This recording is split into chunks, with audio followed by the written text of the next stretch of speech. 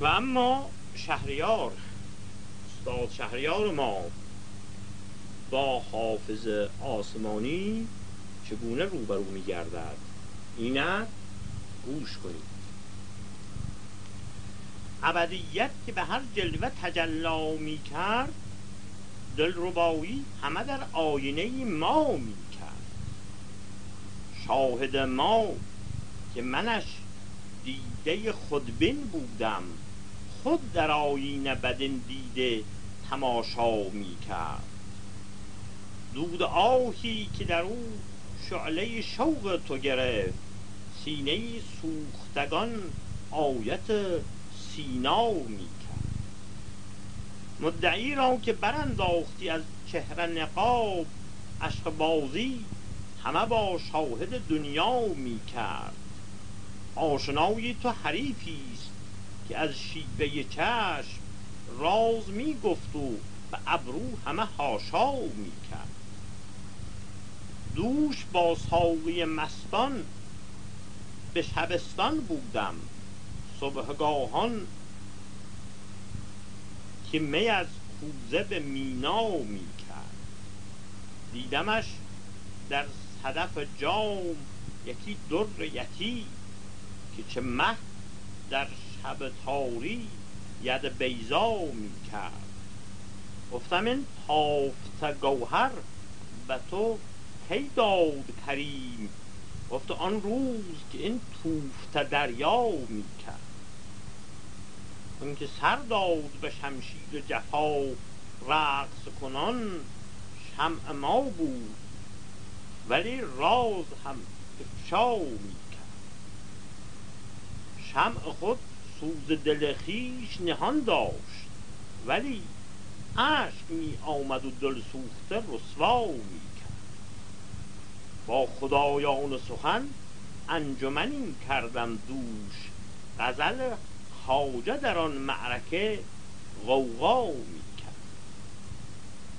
شهریار این در و گوهر که به مژگان می سفت، ماه عقد پران از گردن خود وا می کرد. گاهی اتفاق می افتد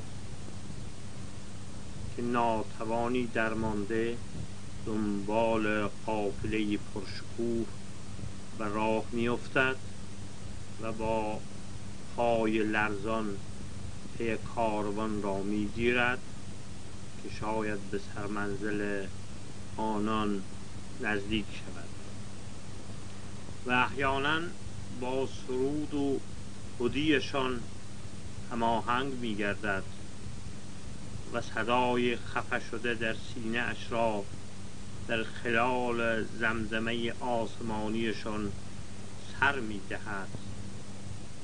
اگر می خواهید به همچنین صحنه‌ای تماشا کنید، آخرین غزل را که باید غزلوارش گفت گوش کنید.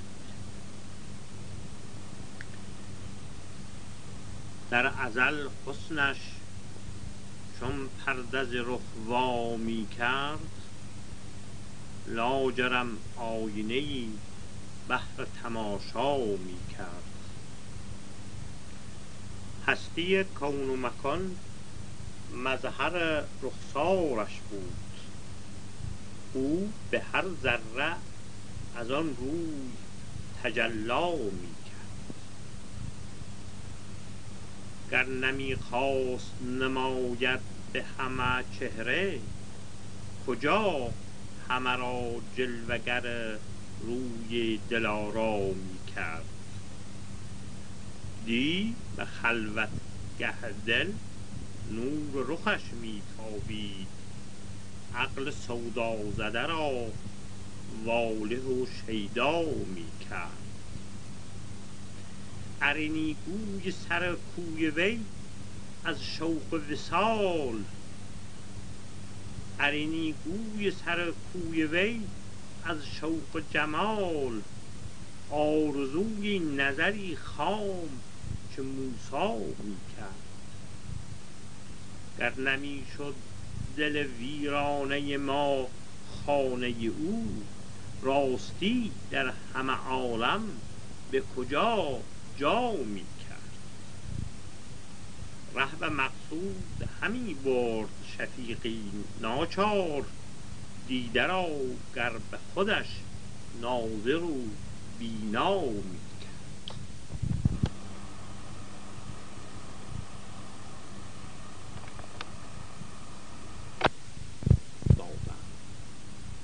هرچه دادم باز یک غزل ناب از خواجه شیراز. دوش وقت سحر از غصه نجاتم دادند، واندران ظلمت شب آب حیاتم دادند. بی خود از شعشعه پرتو ذاتم کردند، باده از جام تجلای صفاتم دادند. چه مبارک سحری بود و چه فرخنده دمی، اون شب قدر که این تازه براتم دادند. من اگر کامروا گشتم و خوشدل چه عجب، مستحق بودم و اینها به زکاتم دادند. هاتف آن روز به من مژده این دولت داد، که بر آن جور و جفا صبر و ثباتم دادند. بعد از این روی من و آینه وصف جمال، که در آنجا خبر از جلوه ذاتم دادند. همت حافظ و انفاس سحرخیزان بود، که ز بند غم ایام نجاتم دادند. در استقبال این غزل خواجه، عارف بزرگوار ملا محسن فیض کاشانی غزلی دارد. میگوید: خنک آن روز که از عقل نجاتم دادند، سوی آرامگه عشق براتم. یار مستان خرابات الستم کردند، از دم روح فزاشان برکاتم دادند. عشق بگرفت مرا از من و بنشست به جا، سیئاتم ستدند و حسناتم دادند. فیض هر نشأه ز فیض دگری بهتر بود، وقتشان خوش که نشان نشأاتم دادند. عشق سور عجبی در دل افسرده دمید، مرگ را سر ببریدند و حیاتم دادند. هرچه دادم به عوض خوبتری بگرفتم، چون گذشتم ز صفت جلوه ذاتم. چون سپردم صفت و ذات به اهلش یک یک، نوبنو خلعتی از ذات و صفاتم دادند. بار عقلی که از آن دوش دلم بوده گران، چون فکندم ز غم و غصه نجاتم دادند. زیر خط آب حیات از لب او نوشیدم، ره به سرچشمه خضر از ظلماتم دادند.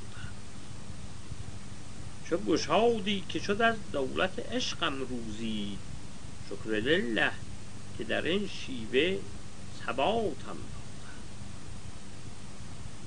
هرچه را یافتم از دولت شبخیزی بود، کام جان از برکات خلواتم دادند. کاسه فقر گرفتم به کف عز و نیاز، چون بدیدند فقیرم صدقاتم دادند.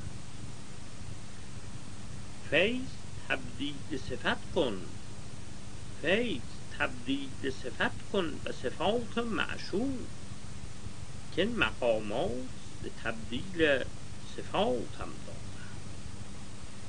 این جواب غزل حافظ آگاه که گفت: دوش وقت سحر از غصه نجات است.